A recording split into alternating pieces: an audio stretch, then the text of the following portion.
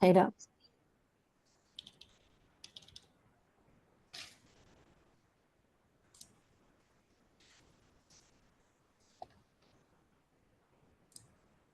Hi, everybody.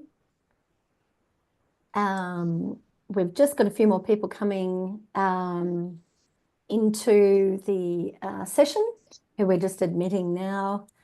Thanks very much for joining us. We'll get started in just a minute. Apologies if you had any trouble with joining. A couple of people have had trouble joining because it's Zoom rather than Teams. Sometimes we use one rather than the other, but that's okay. Let us know if you have any trouble. You'll find that you're on mute and your video is off. It's a standard setting we have here, but you can unmute yourself and you can show your video. We're really happy for you to do that. And we've also got a chat enabled and a Q&A because it is meeting format rather than webinar format. And we've done that so that you can ask questions throughout the session.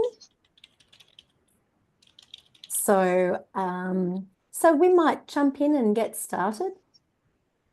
So just as I said, let us know if you have any trouble with speaking or anything like that. I'll just very quickly introduce our team here today who are going to be speaking, and thanks to everyone who's just joining us now. So I'm Jackie McEwen. I'm Program Director at the Business Renewable Centre Australia. And we've been delivering this series of renewable energy purchasing education for councils and business over the past 8 months. And today I'm joined by Bridget Weston. She's our project officer. You might want to wave there, Bridget. Hi, Bridget. Bridget and I, if you have any questions, please feel free to come back to us following the session. We've got 2 great speakers here today as well. So we have Peter Vun, who's Program Leader and Energy Management of Energy Management and Net Zero Strategy at Ku-ring-gai Council. And Peter's going to talk to us about the work that he was involved in the SS ROC, one of the ROC PPAs, Regional Organisation of Councils, same acronym in New South Wales as in Queensland. And we also have, some of you may already know, Daniel Stronggrove, Energy Management and Sustainability Advisor at Cairns Regional Council. And he's going to be talking after Peter and after we do a little intro to PPAs. So we'll launch in right now. So thanks everyone for joining us. As I mentioned, my name is Jackie McEwen and I'm Program Director here at Business Renewable Centre Australia. And this session is primarily for regional organisations of councils and councils who are looking at renewable energy purchasing. Queensland has a little bit of a different market context from the other states.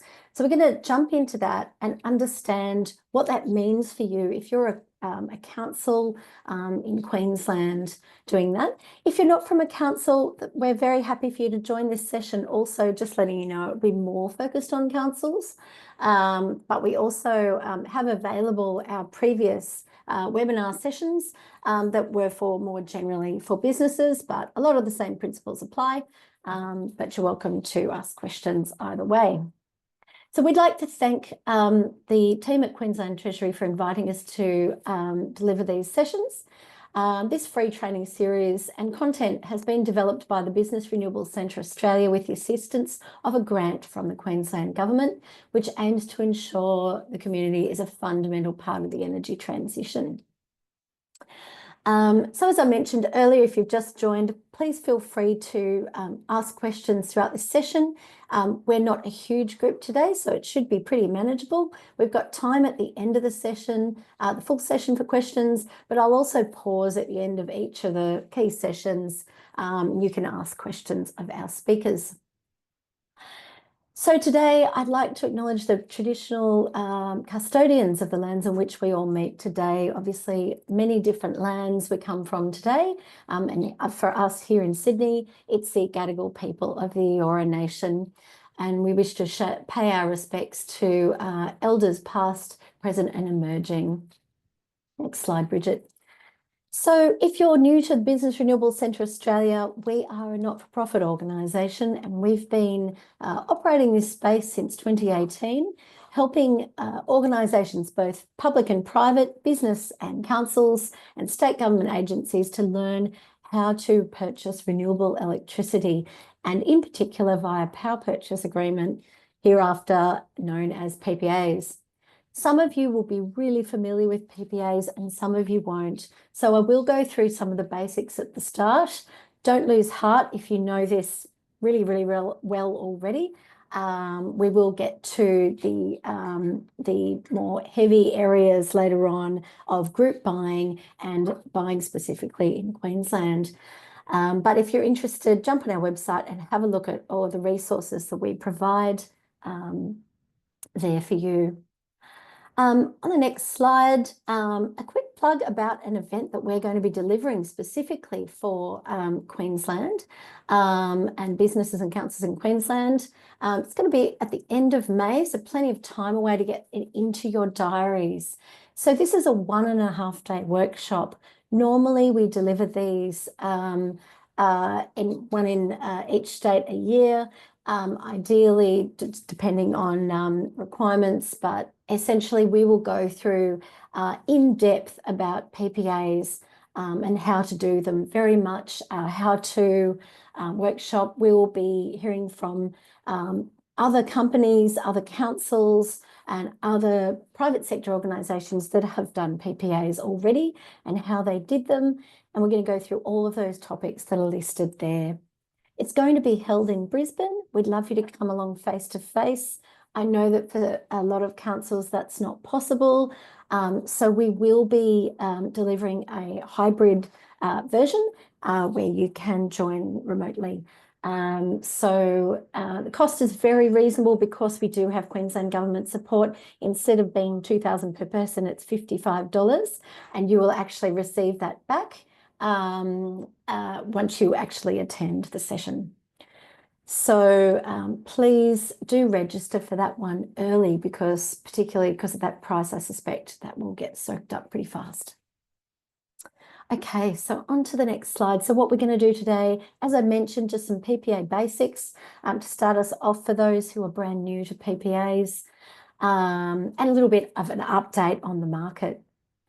We're going to then have a presentation from Peter Vun from Ku-ring-gai Council, who was a participant in the SSROC, the Southern Sydney Regional Organisation of Councils Group PPA from a couple of years ago, which also included a good number of regional councils to talk about how that worked and the pros and cons.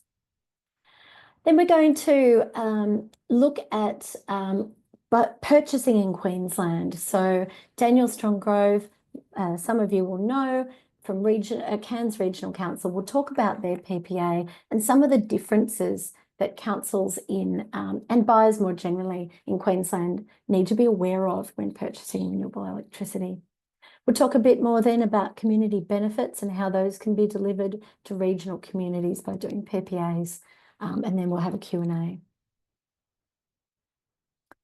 So the basics.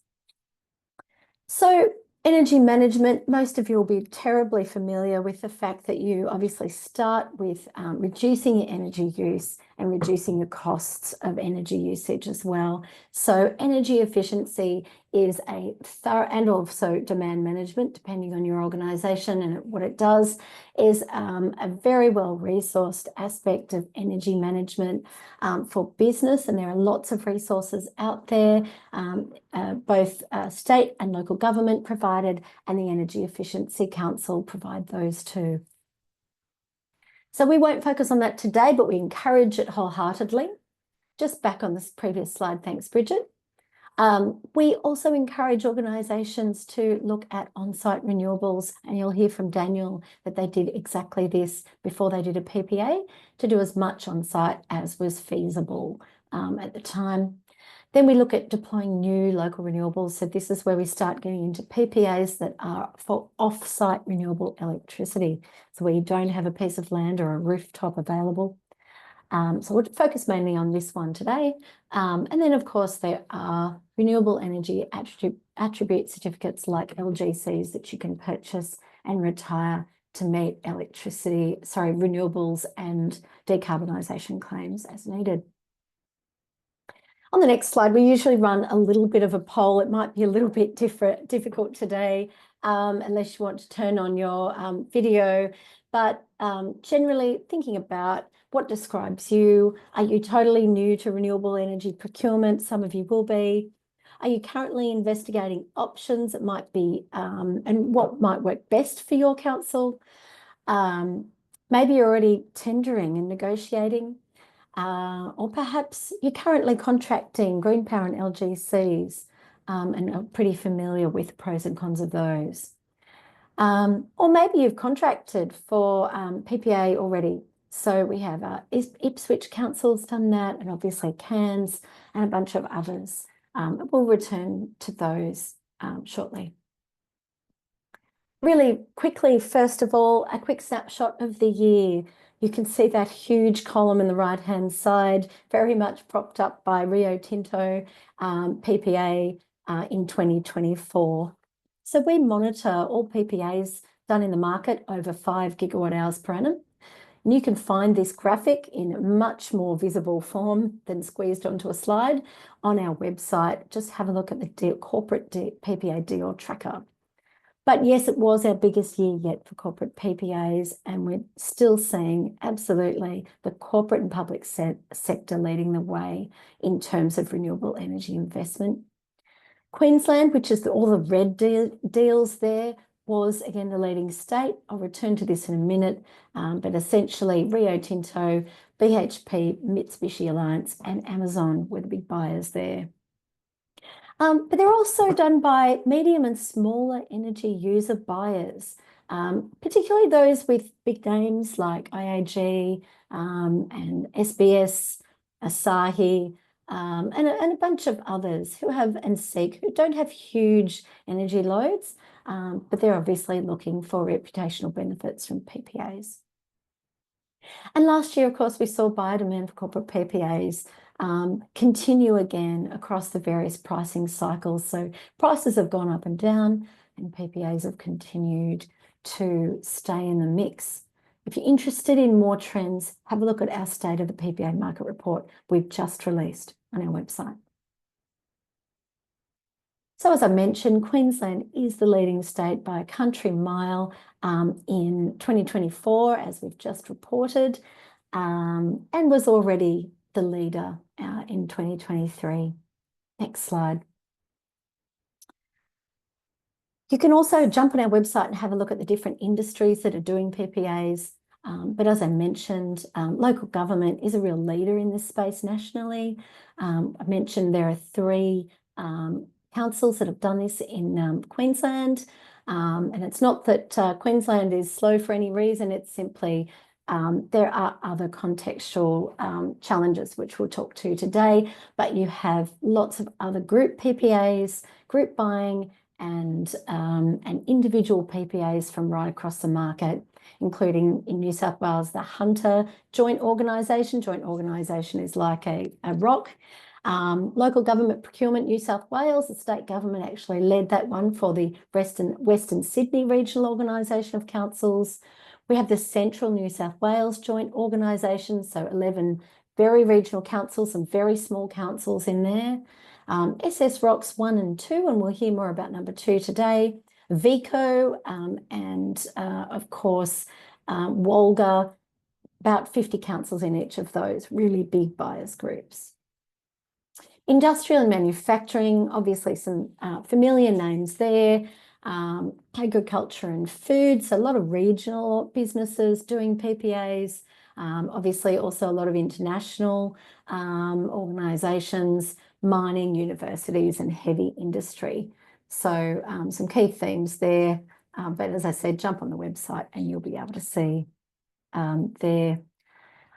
So on the next slide, what's PPA? If you are brand new to it, it's just a contract between an energy buyer and an energy seller where there is a guarantee that the energy being purchased is from a renewable energy source. So usually a solar or wind farm project, and increasingly we're looking at battery. But importantly, it's for an agreed price, volume, and term. So those are things that not all organisations are used to signing up for, and they usually are a bit longer than your average electricity contract. They enable projects to be financed, so solar wind projects to be financed as they are a bankable contract. Solar and wind farm developers are keen on those because it helps them to deliver those projects. But for buyers, there are essentially three categories of benefits. One is that they help you to achieve large emissions very quickly. Secondly, they help you to manage energy price fluctuations. And thirdly, they can help to deliver those social and environmental and economic benefits in regional areas. There are some great examples of that. We've just put out a guide highlighting a whole bunch of examples in that third category. So on the next slide, just delving into the first one a little bit more quickly, a little bit more deeply, but also quickly.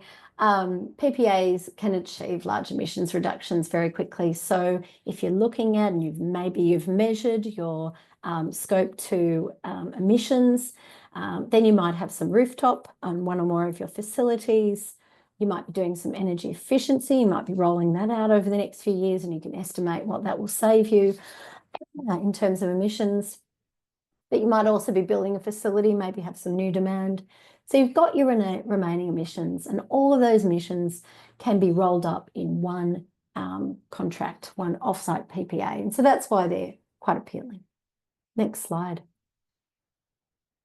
And then how do they deliver budget certainty? So a lot of you may be on already a locked-in price, so this won't be unusual to you. Other organisations just have 1 to 3 year retail contracts, maybe progressive purchasing or that sort of a contract where the price jumps around, usually up over that sort of period of 1 to 3 years. A retail PPA or a PPA will fix that price for you for the longer term. So you know what you're going to be paying, and that's very attractive, obviously, to councils who answer to their ratepayers. On the next slide, you'll see that we don't know what the electricity price will do. No one can really tell you that they know, because no one really knows. But we do know that it will continue to be volatile as the coal-fired power station closures are rolled out. This is from AEMO, this graph, the Australian Energy Market Operator. These are the planned closures. And so throughout that, we do get extreme bumps every time one of those happens. There are other market forces, both international wars in certain countries, internationally, Gaza, etc., that cause international reasons for those bumps. And then there are other local factors, this being one of them. So managing those price fluctuations is really important. Finally, organisations will look to do PPAs because they may want to procure green electricity, but also to deliver some important benefits to communities. This is the UN Sustainable Development Goals. Many of you will be familiar with those, and ways in which PPAs can develop one or more of those, which you can seek to do as part of your PPA, and we'll come back to that a bit later. So I'm just going to run quickly through the options now. As I mentioned, though, please feel free to ask a question as I go through this, and because we will be going through it reasonably quickly to get to Peter and Daniel's presentations, but all of this information will be available in a recording for you. So essentially, there are six options. I apologise, I'm going to have to close my window. There's a loud machine outside. Thanks for that. That's better. So on-site options. So there obviously solar rooftop is a really common option. And that might get you so far, that might get you somewhere between sort of 30 and 60% of your emissions, depending on the facility. And so a lot of organisations opt to do both, as Daniel will talk to you later. You might be looking at green power. Some of you might have purchased green power. Green power is fantastic. It is an additional cost, so it really depends on whether or not your council is happy to do that. But via that fantastic program that's run by the federal government and administered by the New South Wales state government, you can go net zero. Large-scale generation certificates. So these are certificates that you can buy that represent the renewable electricity that is being generated by utility scale renewables.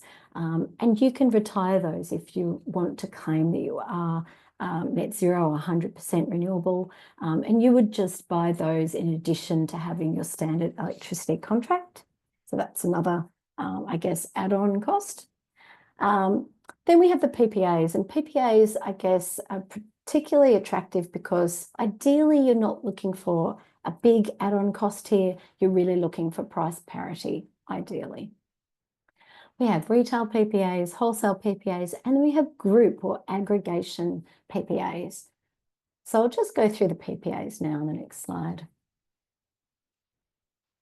So for these are the two main types of PPAs, wholesale and retail. I won't go into wholesale in a great deal of detail because for most councils, they are unable to execute wholesale PPAs due to rules around derivative accounting. But just to let you know that they are essentially a direct contract between the buyer, usually a very large organisation, the Rio Tintos of the world, up to really down to about sort of 50 to 60 gigawatt hours per annum. And they can get a great price and receive back a market price there when they contract direct with a solar or wind farm project. That electricity is then generated and put into the grid. So they're buying an equivalent amount. For retail PPAs are through your electricity retailer. Your electricity retailer will then do a PPA on your behalf with a solar or wind farm project, and that is then generated, put into the grid, and then it comes back to you through that retailer. So let's have a slightly deeper look.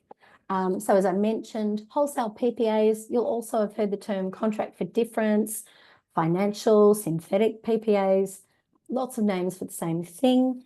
And as I mentioned, they are usually for organisations with a load greater than sort of 50 gigawatt hours per annum or thereabouts.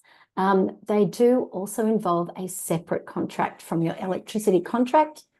So your electricity contract will keep the lights on, and this is essentially a contract that will offset that electricity and the price that you're paying. They're generally 10 years plus, and they are used to finance new solar and wind farm projects. So they're fantastic for market investment, but as I said, not super popular with government agencies. On the next slide, we describe how it works. So in a wholesale PPA, pardon me, you're paying a PPA strike price. That's that green horizontal line going across the screen there.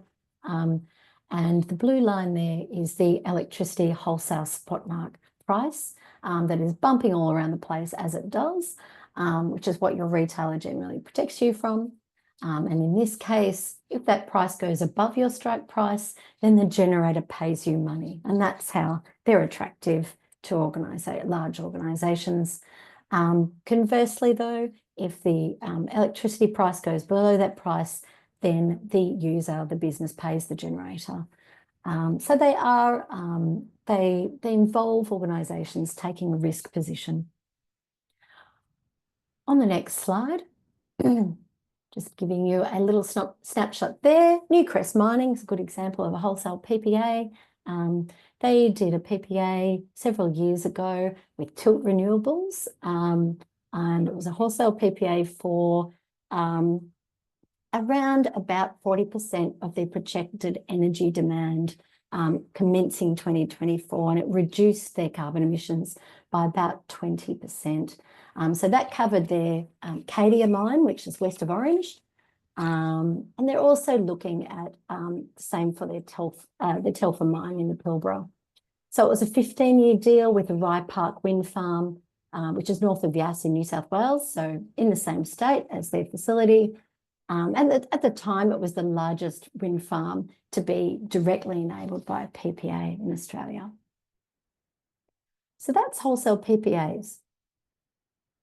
So moving on now to retail PPAs, which are a little bit more relevant.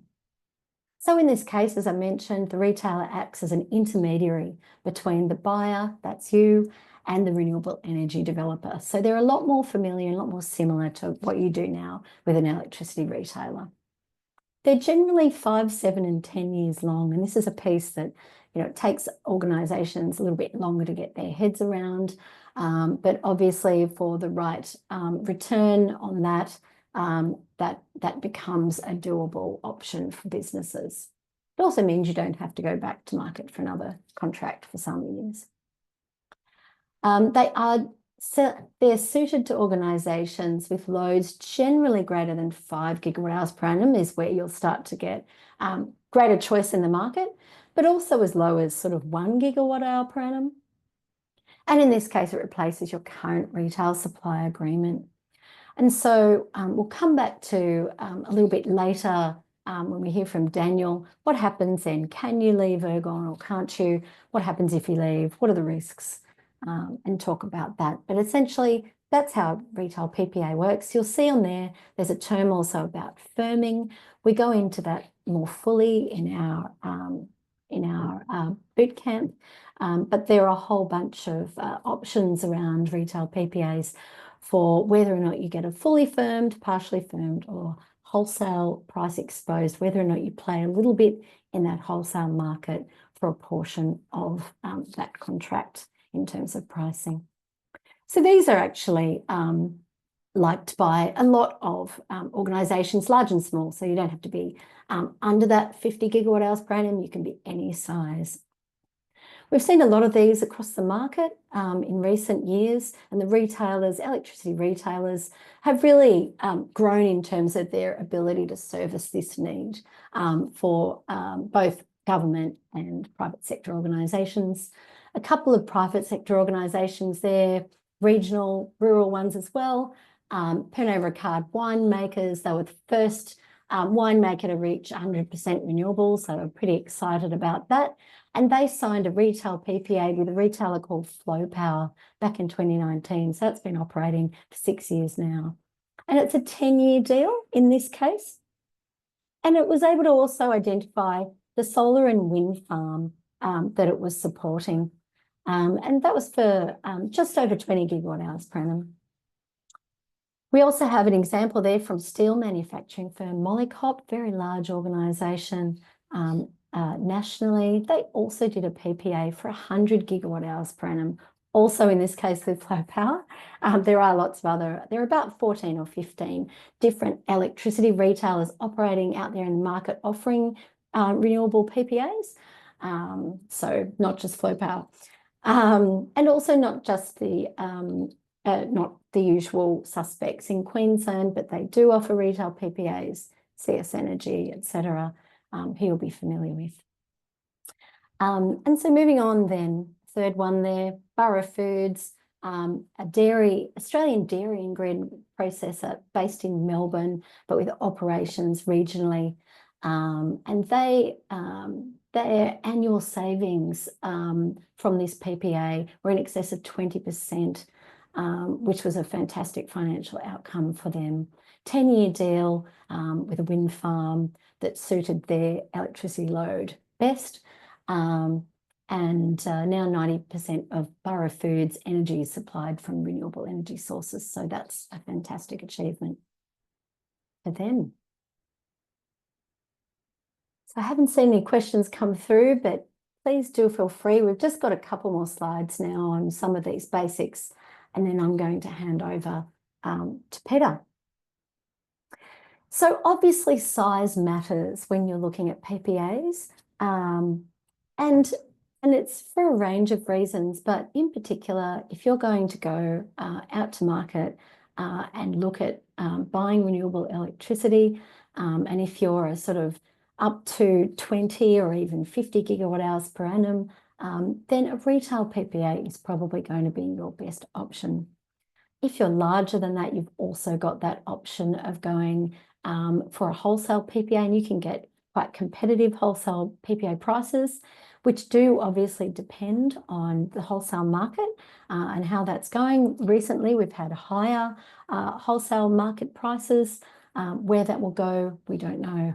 And so it will obviously depend on when you go to market. Timing to market is an incredibly important factor in providing a PPA.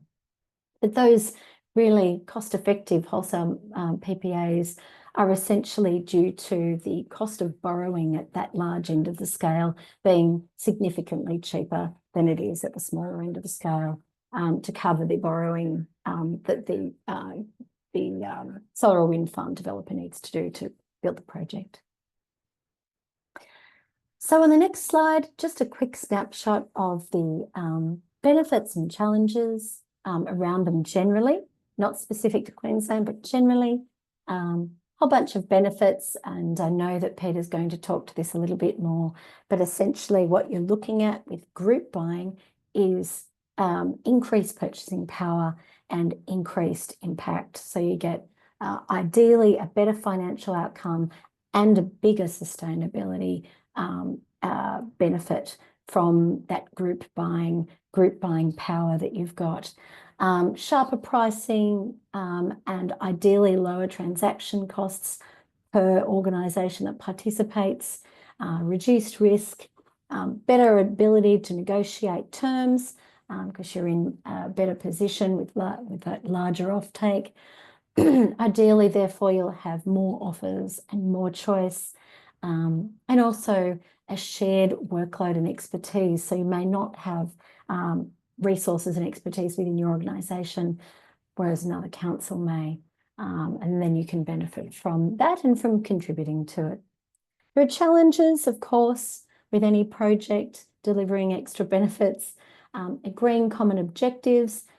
One of the reasons we've seen a lot of these from councils is the common objectives and decision-making principles and methods and goals are quite aligned between a lot of councils. So it makes them good option for group buying. But facilitating communications is an incredibly important role, and the group education process, and we tend to support some of these processes as well, being Business Renewable Centre Australia, and what we're able to do here for business. So just a couple of examples there on the next page. We had the Central West Joint Organisation I mentioned earlier in New South Wales, 11 regional councils with a total of 58 gigawatt hours per annum. 3 councils went 100% and 8 went 50%, so that's always an option. And the region is 78% large sites and then also street lighting loads, so they were able to roll into that into it as well. We'll come back to this point later. Reduce the region's emissions by 20,000 tonnes of CO2 per annum. They were able to support and choose projects that were regionally relevant, so not terribly far away, and they signed an 8-year PPA with Iberdrola commencing January 2023.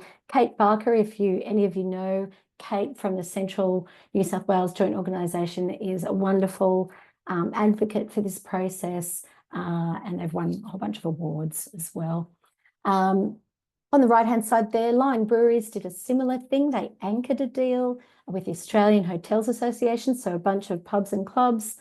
Lion was a very large energy user off-taker, and this this is I guess, an option that we're starting to see emerging for businesses where they might want to engage with their supply chain and roll them into a PPA with themselves. They got a fantastic cost savings of 40% per annum on that deal. So now, by way of introduction, I'm just going to talk just back on the previous slide there, Bridget. We have the SS Rock PPA number 2. The first one was so successful, they did a second one. This one was it's the Southern Sydney Regional Organisation of Councils, 214 gigawatt hours per annum and 25 councils in there, including Singleton, Tamworth, and a bunch of others that are regional. 4.5-year PPA, so a little bit of a shorter term with an option to extend, and they went with Zen Energy. Both sustainability and financial drivers were stated, and they were able to identify the 3 projects with whom they were contracted via Badrola, and those were the Moree Solar Farm, the Nethertire, and the Hillston Solar Farms in New South Wales. So now, thanks, Bridget, sorry for that before, introducing Peter Vun, and Peter's going to talk to the SS Rock Group PPA that he and his council participated in. Thanks, Peter. Great, fabulous. Thanks, Jackie. Are you able to hear me okay? We are.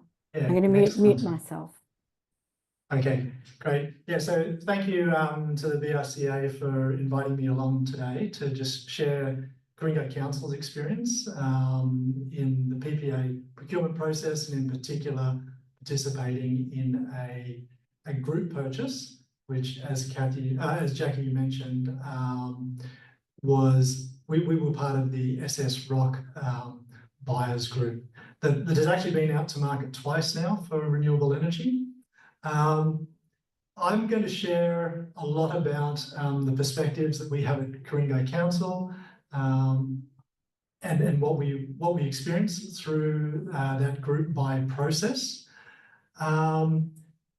Keeping in mind that we had the benefit of sitting in some of the working groups that SS Rock as the lead organisation facilitated. So some of that experience comes from not just being one of the 25 participating councils, but also from having a bit of an insight onto how the tendering and the contracting went, and what it was like interacting with the ROC, what we saw the ROC, the sort of things they had to go through and deal with as well. But these are Ku-ring-gai Council perspectives as opposed to, I suppose, a position from a ROC. But hopefully, this will have value for all the listeners today. So I might just jump to the first slide and give you some really quick background on the council that I work at. We are part of the Sydney metropolitan area. We're a medium-sized council, just sitting in the upper North Shore of Sydney. You can see we have a population that, representative of that sort of medium-sized council, not too small, not one of the bigger ones, at 120,000 residents. Like most councils, we've got a diverse range of assets that are consuming large market volumes of electricity, our aquatic centres, our commercial office blocks, and our larger facilities, all the way down to, many, many small market electricity sites we have to manage. We also have an increasingly electric fleet, which is made up of 200 vehicles, and that consists of a good mix of passenger vehicles, light commercial, and heavy duty vehicles, really similar to most other councils out there. And when we started our PPA journey a few years ago now, our total load was sitting at about 8 gigawatt hours per year. Thanks, Bridget. So yeah, organisationally, we have pretty strong sustainability drivers for pursuing a renewable energy PPA. We've got corporate targets to reduce emissions to zero by 2040 or earlier. And we also adopted a renewable energy objective to have 100% renewable energy by 2030 or earlier. And this accompanies our community objective to support our community reach net zero by 2040 or earlier as well. So this will be really similar to a lot of other councils out there, but just sets the scene for where we were coming from. Thanks, Bridget. We, as I mentioned, we've participated with SS Rock in 2 rounds of renewable energy procurement, and this started back in around 2016. And in that process, it was a group buy as well. There were 18 councils involved. And as one of the very first PPAs in New South Wales, we took a small step. We went for 30% renewable energy that was contracted to the Moree Solar Farm for around 10 years. And it's been great. We've been able to take that agreement with us to the second round of tendering and contracting we did in around 2021. And again, this was led by SS Rock, but a lot more councils this time participating, 25 councils. And the end result saw us take up a retail agreement with Zen Energy. We were able to novate the Moree Solar Farm agreement across and also pick up supply from the Hillston and Neverter solar farms as well. So this is where we're at the moment. This is a 4.5-year agreement, which is a little shorter compared to some PPAs, but it's worked really well for council and a lot of the other councils we partnered with as well. Thanks, Bridget. So yeah, I'm going to take a little bit of time now to go through some of the benefits that we've seen on being involved in this sort of approach to energy strategy and procuring renewable energy, particularly the benefits of purchasing as a group. And Jackie touched on a lot of these points already, and we've seen it firsthand, having been involved in 2 buyers groups that grew in size from the first instance to the second. You definitely attract more retailer interest when you bring a larger load to the market. And this gives you a wider range of retailers to negotiate with. You see more diversity in the range of offers. And, this in theory should lead to, a better chance of seeing some really competitive pricing. In addition to that, though, you'll often be looking to have objectives which are non-price objectives, and that may be around community co-benefits or social license objectives that you're looking to achieve. And again, that larger load really gives you a lot more buying power when you're looking to tease out of the market willingness from retailers to just go that extra step and bring extra value to their offers. We saw that with a number of retailers looking to extend benefits to either local communities in your LGA or looking to bring benefits to local communities where projects in those areas where the projects exist. Both things that a lot of councils are really interested in supporting. And look, on top of that, you get the chance to drive broader change in the energy market when you bring a large load to market, because sellers they do like council loads. And if you bring 25 councils or a number of council loads to the market, then you're really incentivizing sellers to sharpen their renewable energy offerings and creating that market transformation, which can even live beyond the tender that you've run with your partners. Thanks, Bridget. And as Jackie mentioned, look, sharing the cost, there's nothing like doing things efficiently when you're in local government. We're all strapped for resources, and absolutely sharing the cost for procurement and also contract management really does help, especially for smaller councils who just may not have the resources to take on these sorts of endeavours. So that's a really clear benefit that councils experience. And in addition to that, you go through a process where you interact with other councils, you get to learn how other councils are approaching their energy strategies, and there's a really strong knowledge sharing component that happens as a side benefit to this, and that's really something you should look to leverage if you do find yourself in a group purchasing situation.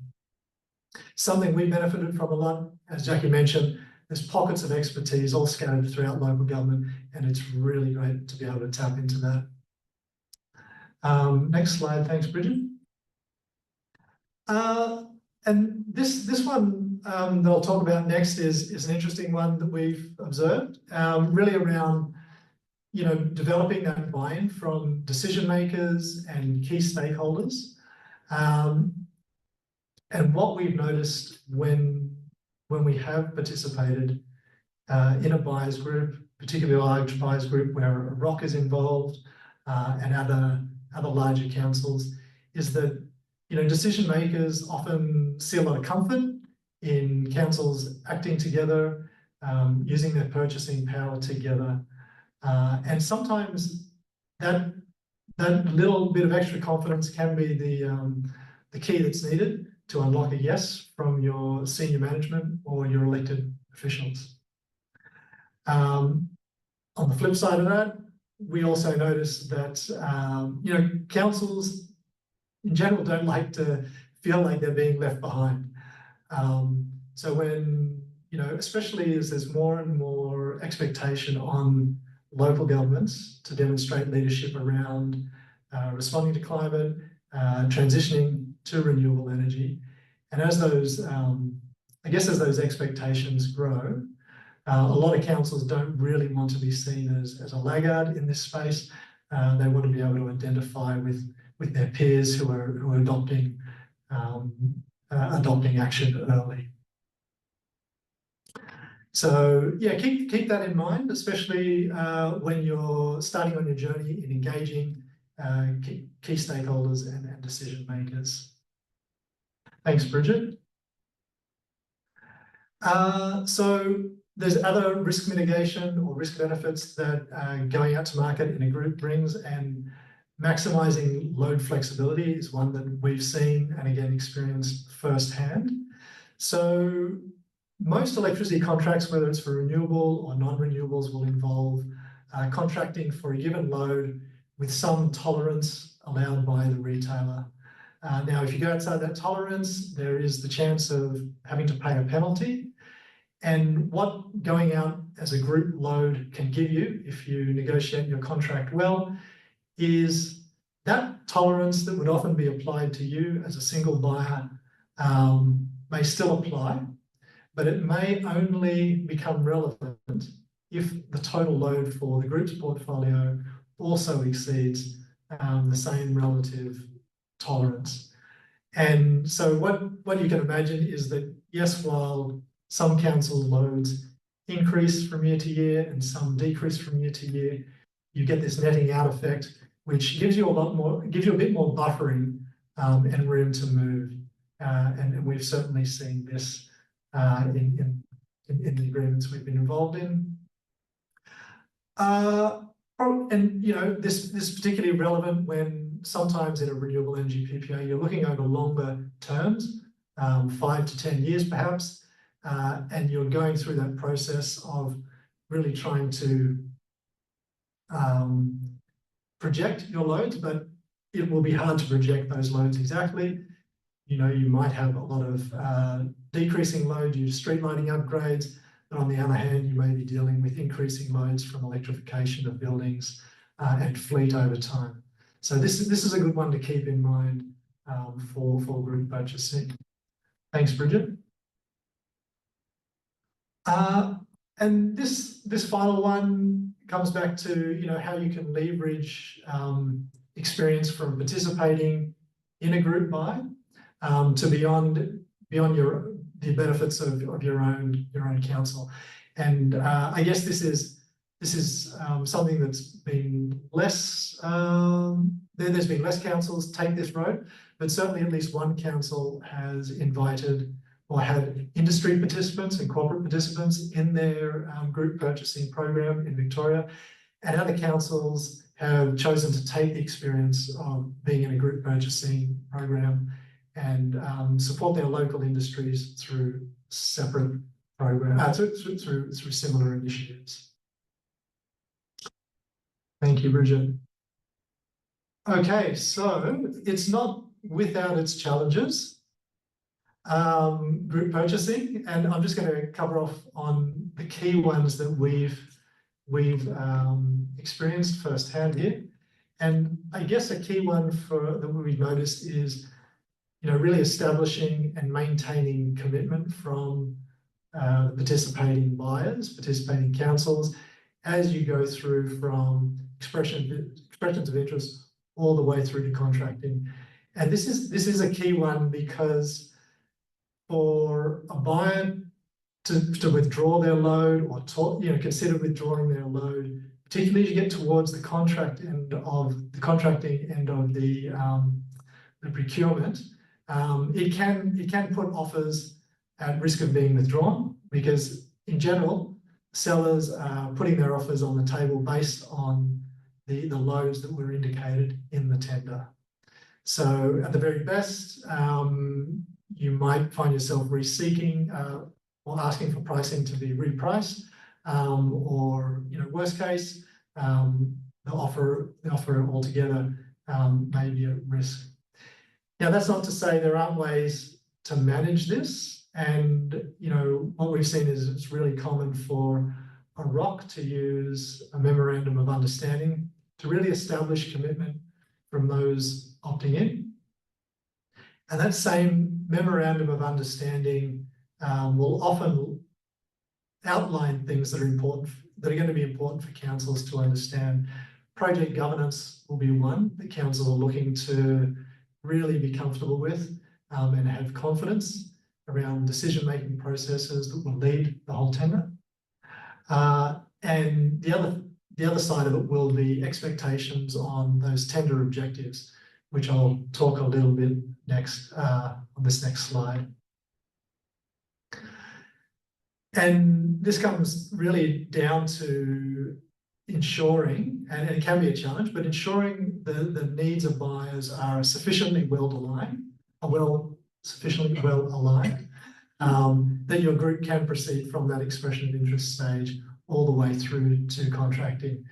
And the main thing to keep in mind here, whether you're a ROC or whether you are a council, is there are quite a few parts to a PPA where councils may have different expectations. And so having a process where you workshop and consult and communicate to try and reach consensus effectively is really important. So everything on what the term of a contract might look like, are folks willing to go for 10-year, or is a shorter 5 to 7 year contract important for your decision makers? Is the mix of generation something that you want to be able to communicate to your stakeholders, or is that less important to your program? Whether it's fully fixed pricing, partially fixed, the percentage of renewables. Hopefully you're all going for 100% renewables, but we do see councils still wanting to take incremental steps and go for, say, 50 or 70 or something less than 100% to begin with. Some councils will have strong ambitions to be involved with new projects, and then other groups may really be comfortable contracting with existing generation. Similarly, in terms of communicating tangibility, you may be looking for an agreement that is strongly linked to a generator, or you may be really comfortable with a portfolio of generation serving your retail agreement. You might like to be able to demonstrate that your load is very well matched to generation, or you may be happy to be able to just demonstrate that you're sourcing sufficient LGCs to make those renewable energy claims. And of course, there's community co-benefits and a wide range of community co-benefits that can be considered as well. Thanks, Bridget. And the other challenge that we've noticed going through this process is around managing time. Like, time really flies when you're in a group procurement process. And there's actually a lot to get done, a lot more than if you're going to market as a single council, even a single council going out as a for renewable energy. So it does require careful planning and some pretty good project management to ensure that all the subtasks can get done. So you really do want to allow sufficient time for consultation, engagement with participants, as mentioned, around expectations. There's a large set of data to be collected on sites and loads that are going to be incorporated. You may be wanting to, as part of your buyers group, do a market sounding phase. And then of course, you're generally probably going to have a decision-making framework involving representatives from multiple councils. So just coordinating the time for those officers to come together, be involved in tender clarifications, etc. All do take extra time and extra management. Thanks, Bridget. So that's a fairly broad summary of I guess, a lot of the benefits that we've seen through our experience, as well as some of the challenges and things to look out for. A few extra tips to consider. I really encourage you to know, really have really try to understand what it is your council is seeking to have as a need from opting into a procurement process versus a nice to have. At some point, as part of your buyers group, there's going to be some compromise. So being clear in your own mind is really helpful when it comes time to negotiate internally, and being really open with your fellow buyers and being able to have that open conversation, really important. I'd say engaging like-minded consultants is really key here. We're all going to have, again, different expectations as councils around what we want to get out of this and where we see things going forward. So, try to find consultants that share that vision and that forward-looking view of the energy transition. The last thing you want is an energy consultant sort of holding you back and not looking for solutions to your objectives as you see them. Just on group procuring, multiple contract start dates inevitably come up because we're all on different contracts to begin with. They all have different end dates. So how do we align things? It is definitely possible to enter into a group purchase arrangement without everyone having the same end date on their existing contract. So don't make that an issue. And my last tip to consider, which is something that's probably becoming more and more relevant over time, is to consider how you seek pricing and whether the form of contract pricing, how it interacts with your demand management strategies. Does underlying pricing reflect things like solar soaking and the benefits of moving load away from morning and mid-evening peaks? Something that we didn't spend a lot of time on when we went through this process, but something we've noticed is more and more important as the energy transition continues. Thank you, Bridget. I think that's got me to the end of my slides. I'll hand it back to you, Jackie. That's fantastic. Thank you so much, Peter. So many really helpful lessons there, and hopefully some answers to some of the basic questions that we're asked regularly, particularly around, do we all have to have the same contract start dates, etc., and how do we manage that? So some really helpful insights into that process that Peter participated in. Before we move on, I'm just about to introduce Daniel. I've popped some links there for 3 of the Regional Organisation of Council led PPA processes. The Central New South Wales JO, I mentioned earlier, 100 Mid-North Coast. 100 Mid-North Coast, Lexi Crouch was the coordinator led that there, and she will actually be speaking at our boot camp that we're going to be running, our first boot camp in Newcastle. I know that's not in Queensland, but we will also be delivering one in Newcastle. So far, she's confirmed to come to the one in Newcastle, which is on the 26th and 27th of March. So very soon, a couple of weeks away.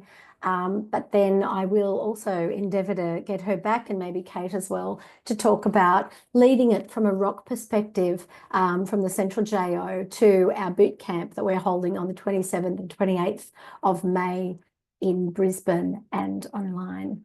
So thank you so much, Peter. I guess one question from me. We didn't pre-agree a question. You don't have to answer this, but I wondered, some people might be wanting to know why Ku-ring-gai and yourself chose to join the SSROC in this initiative rather than going alone. Was there sort of a key reason, given you've got 8 gigawatt hours per annum, you probably could have gone alone? What was there a key motivator for you choosing in the end to go with the group? Yeah, so thinking back to, when was it, 2017 when we first participated with SSROC. I think a number of those factors I spoke about today were really key for us. It was definitely a confidence building thing for us to know we were going out to market with other councils, that we had the resources that we were able to bring together from a group effort as well. You know, the ROC was really able to invest in bringing subject matter expertise to assist. And together with that, I do feel it gave our decision makers, you know, the confidence to say yes to going down this path as well. So, right. And that's continued. I think, especially, you know, through that first phase where really good outcomes were demonstrated.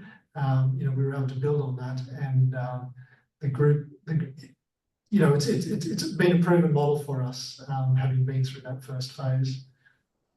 That sounds very sensible. Thanks, Peter. And does anyone have a question for Peter that they'd like to share? You might have multiple questions bumping around in your head, but now's a good chance. You can take yourself off mute. You can put yourself on video if you would like.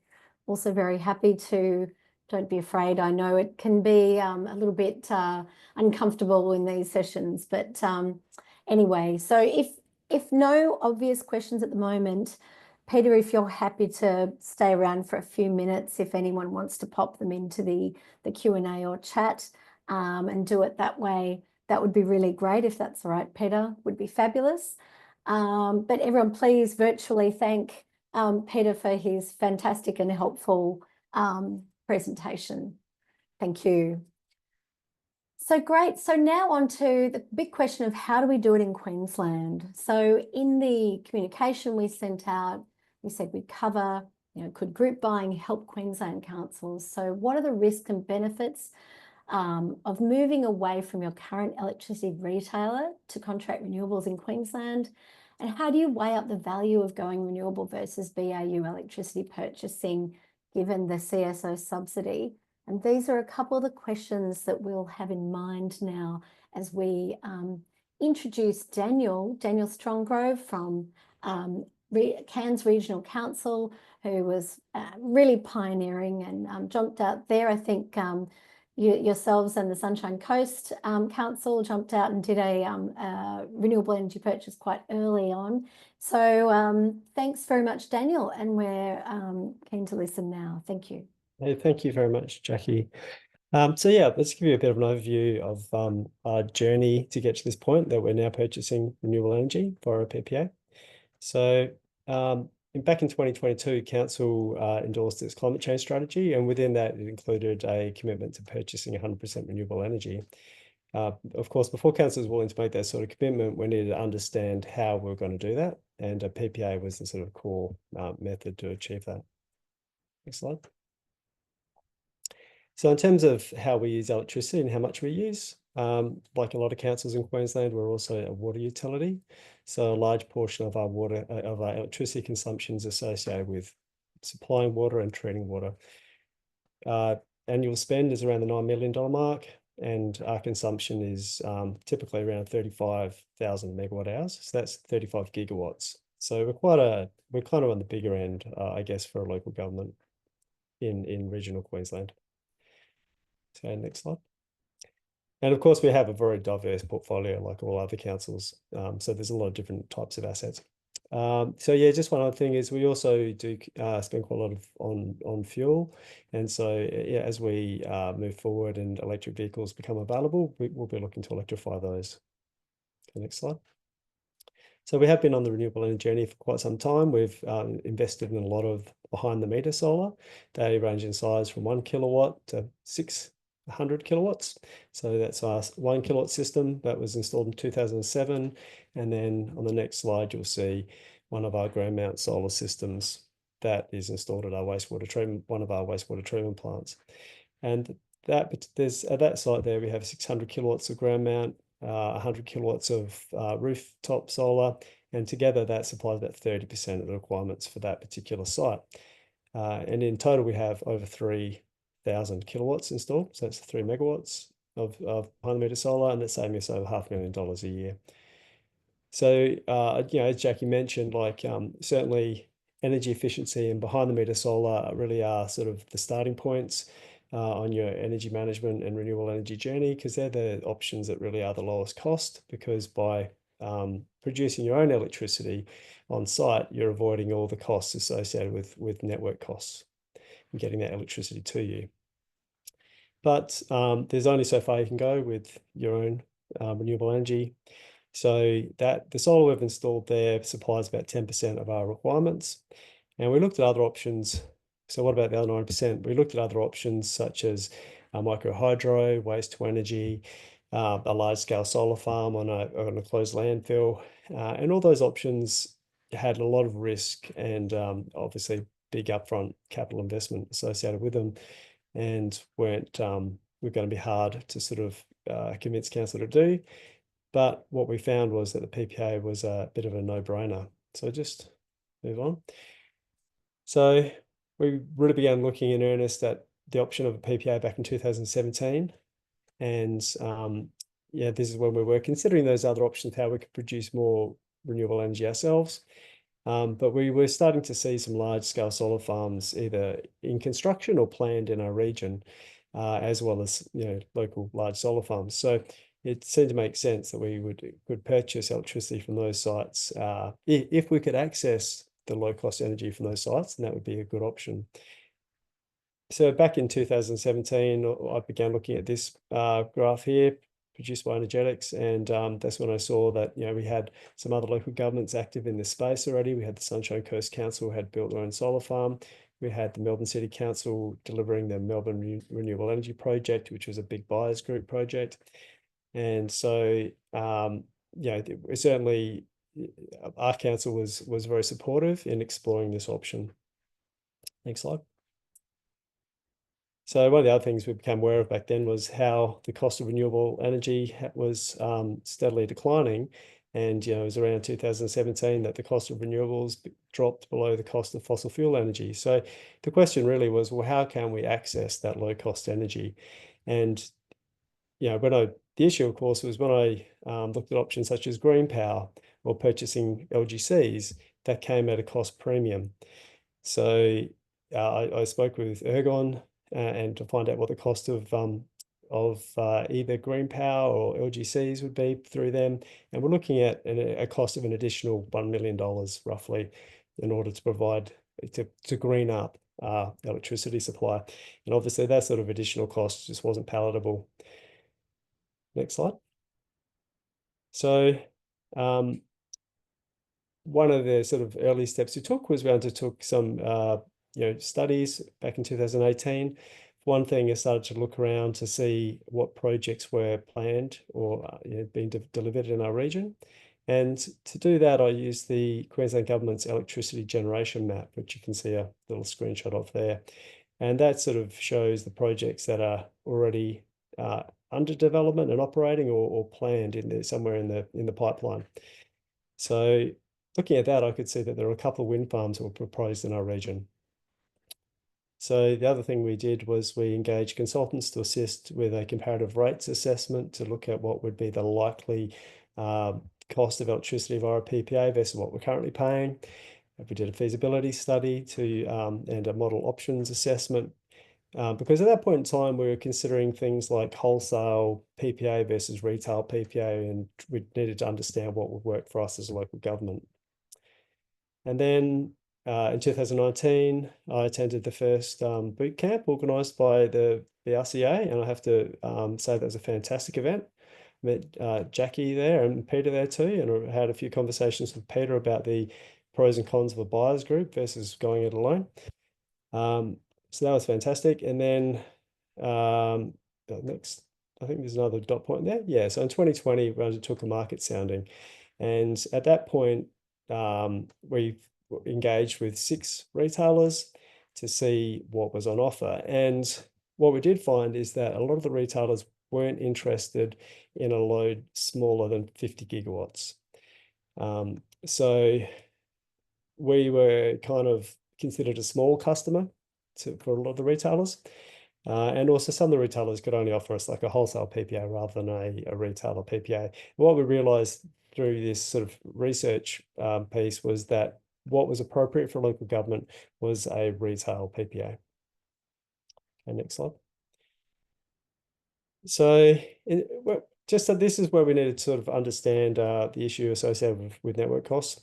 So when you're purchasing electricity via PPA, what you're purchasing, you're selecting a retailer who can provide you with wholesale electricity, LGCs, and then there'll be a retail component. And that's all at a price set by the retailer that might be fixed, or there might be some sort of variability to it. But what they will just be passing through to a large cost component is actually associated with the transmission and network costs. And those are typically just passed through by the retailer to the customer. So normally that's sort of not really something that you need to worry about too much, because you'll be paying the same regardless of what retailer you use. The exception to that is if you're in regional Queensland, because if you're in regional Queensland and you're purchasing your electricity by Ergon Retail, then you'll be paying prices that are set by the Queensland Competition Authority, the QCA, and those prices benefit from a subsidy called the Community Service Obligation Subsidy. And that subsidy, those subsidised prices are only available by Ergon Retail. So if you move away from Ergon Retail, your prices will differ, and there can be a penalty associated with that depending on where you are. And the reason for that is that what the CSO does is it ensures that all customers in regional Queensland are paying the same price as if you're in southeast Queensland. And the biggest reason for the difference is because of the cost of the transmission. So if you're in regional Queensland, you'll be paying for the same transmission prices as you would if you're in Brisbane. And if you move away to another retailer, they'll be charging you the true cost of transmission. And so those prices for transmission are set by Ergon Network, and they can vary from region to region. Okay, next slide.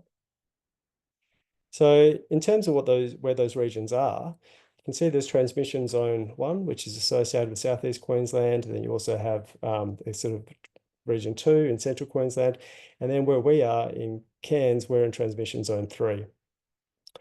So the reason for those different transmission zones is that typically, historically, electricity was generated predominantly in southeast Queensland, like for example, Gladstone, and then the transmitted up the Powerlink network to get to regional Queensland. And so obviously, if you're in a remote region of Queensland, the cost for that network is higher. However, and the other big consideration in terms of the pricing is whether or not you're on the east coast or if you're in central Queensland somewhere. So you also have an eastern zone and a sort of western zone, and there's also a zone specific to Mount Isa. And so if you are going to be paying the underlying network cost, you need to understand what zone you're in, and you'll be charged accordingly. So just the next slide. So this is what the retailer is going to use to work out how much to charge you for the network costs. And you can see there we've got these different pricing zones. This is an example of the costs associated with the network use of service fees. And you can see we've got region East, West, Mount Isa. Now you can see there's a very big difference between the East, the cost for the fixed charges and the volume charges between the East zone and the West zone. So if you're out in Western Queensland, it may be the network costs are substantially higher. And if you enter into a PPA, you're likely worse off because of this network cost penalty. Whereas if you're somewhere on the East Coast, the difference in price is actually very minimal. And it's probably the penalty you might pay is far less than the benefit of the PPA. So for those people that are nervous about moving away from the CSO, just realize that it depends, the penalty or the benefit depends on where you are. And it is important though to understand these network costs, because you have to actually calculate them and sort of build that into your business case when you're assessing the PPA. Okay, next boss. So when discussing this, sort of putting forward to the council the option of the PPA, one of the things I highlighted to them was the volatility we had faced in the past with our electricity prices. And one of the great benefits of a PPA is if it's a fixed price PPA, then you basically avoid this volatility. And you can see here that the blue component, which is the energy cost, is the part that really leads to that volatility. Okay, next slide. And the reason why the electricity costs are so vary from year to year is because of volatility in the wholesale market, which underlies the retailers are buying electricity in the wholesale market. So if the wholesale market is volatile, then it leads to volatility in your price. And this is showing some of the wholesale price in Queensland over time. And you can see that in 2022, which is just when we were in the process of assessing our tenders for our PPA, we saw the highest prices ever experienced in Queensland, where sort of average quarterly prices went up above $300 per megawatt hour. Since then, they've come down substantially, but this really does highlight the issues with being exposed to this wholesale price volatility. Now that spike there was due to multiple factors. One was the war in Ukraine. The other was the failure of the KLI power station in Queensland. And that sort of volatility is expected to continue into the future over the next 10 years or so. Next slide. The other major trend in electricity markets to understand is the fact that the cost of electricity at different times of the day has been changing. So, for example, it used to be that people would get onto an off-peak tariff where electricity prices were cheap at night and electricity prices were high during the day. But that's now shifted because there's such an oversupply of solar energy that electricity prices in the middle of the day are actually depressed. So Peter mentioned the solar soaker tariffs, which are a type of tariff that's very cheap in the middle of the day. And so, and those are, I mentioned those are available to Ergon customers as well. So what we see is electricity prices cheap in the middle of the day because wholesale prices can in fact be negative at some times of year. And alternatively, electricity prices are now at their highest between 4 and 9 p.m. in the evening. So it's important to understand this because if you're being supplied electricity by a retailer and you're a customer that uses a lot of electricity during that sort of peak period when electricity is expensive, then if that retailer has to purchase wholesale electricity on your behalf, then it'll be very expensive for them to serve you. Whereas if you use most of your electricity in the middle of the day, you'll be a cheap customer. Okay, next slide. This is just a little bit more of a complex slide, I suppose, showing the what Jackie mentioned before regarding the retailer PPA. So actually, as a customer, what we Cairns have entered into is an electricity supply agreement with a retailer, and the retailer has entered into PPAs on our behalf with renewable energy projects. So what this is sort of showing is how this arrangement works, where on the right-hand side, you can see a load profile, a consumption profile, which is the way us, the customer, use our electricity. And then you can see on the left, the way electricity is generated from a wind farm on the top left, and also from the solar farm on the bottom right. So the retailer will be purchasing electricity from one or more projects. And when the electricity has been generated at a time you need it, then that's where the electricity comes from. However, at times of day, if it's at night, the sun stops shining or the wind stops blowing, and the electricity can't come from those projects, the retailer will purchase it from elsewhere, such as from the wholesale market on your behalf. So the important thing to understand about this is the better the match between the way you use electricity and the way the electricity has been generated, the more electricity is known to come from the renewable energy projects. And that comes at a fixed price. Whereas if there's a lot of electricity that's coming from the wholesale market because you have a mismatch, then that means there's quite a lot of risk associated with supplying that firming energy to you. So retailers like customers that have a load shape that is predictable and also a close match to wherever it is they're going to buy the electricity. Next slide. So as a customer going out to the market, one of the important things you need to prepare, as Peter mentioned, is you need to understand how you use electricity, and you actually need to supply them with a whole lot of electricity data, and what they need is interval data in 30-minute or even 5-minute increments that shows the way you use electricity for all your assets at different times of the day. So this, what you see in front of you here is the average of our monthly load profile over the course of a whole year. And you can see how electricity the way we use electricity is pretty much the same from month to month. It's less in the winter months, and it's more in the summer months. And then there's a peak in the evenings, which is that expensive time of day. You'll also notice that the January middle of the day consumption is significantly higher than the other months. And that's because that was the month before we turned on our large ground mount solar systems. So introducing those solar systems significantly changed our load shape. And so that has an implication to the retailer. So something to be aware of is that when you take your load to the retailer, you want to be fairly sure of if there's going to be any major changes to the way you use electricity, because, for example, you're about to roll out a whole lot of solar. And a good energy consultant can actually anticipate and calculate what that impact will be in the future and sort of model that for you. Okay, next slide. We've just got 1 minute left there now. Wow, geez, that's not long, is it? We finish at 5:30, so the the 20 minutes flies. That's okay. It does. It does. Thanks. Yeah, sure. Daniel. Okay. So I guess the key thing being this is just showing a good match where you've got a wind load, a wind generation that matches our load, which is good. Whereas if we were to purchase solar power, it would be a bad match. So next slide. So we released our tender in 2022.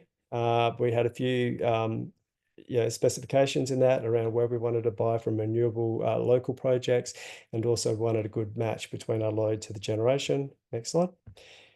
We received 7 tenders. They offered different pricing structures, and so we required specialist assistance to analyse the offers we got back and be able to compare the sort of value for money of them. So next slide. So now we have entered into a deal with Clenco, which started in July last year, and the bulk of our electricity is coming from the local Cairns wind farm. Next slide. Yep. So electricity, the Cairns wind farm is like 80 k's away from Cairns, and so it's a good local project with local benefits. Next slide. You can see that's the turbine's been delivered through our port.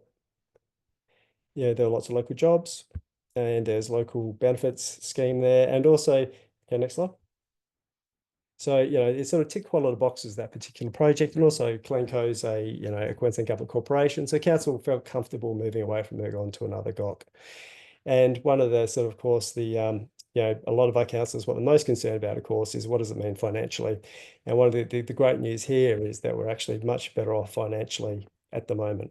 So this is showing the historical trend in electricity price we've paid going back for like 10 years or more. And then it shows what we're going to be paying into the future, because the arrangement we have is at a fixed price for the electricity and LGCs. And what you can see there is I've compared the cost we would be paying with Ergon this year versus the cost we will be paying with Ergon with Clenco, and we're looking to save well over $1 million. and that's for purchasing 100% renewable energy. And of course, if we do decide to sell a portion of those certificates to sort of make a staggered transition to renewable energy, 100% renewables, then we can, there'll be additional benefit in terms of finance. Then, of course, once this contract enables us to sort of reach about 75% renewables, because it only basically our largest sites, there's 76 sites that are included in the contract at the moment, and our small sites are still supplied by Ergon Retail. So that we're is looking. Sorry, Yeah. jumped in there. You go, Daniel. Sorry. That's You were it. going to say. That's it. I'm done. Daniel, All you good. did an amazing job squeezing that into Thanks. 20 minutes. Thank you so much. So run over by a couple. No, don't worry. Daniel has a real wealth of knowledge in this space, obviously. And the great news is Daniel is also going to be joining us at the boot camp in May. So we'll be able to go through those slides at a more leisurely pace and understand all of that. So you'll be able to chat with Daniel there and have a conversation and understand the various elements that we might have had to breeze over a little bit today. But everyone, please thank Daniel enormously. He's been super generous sharing all of his excellent expertise with the Thanks very group. much So for having thank me.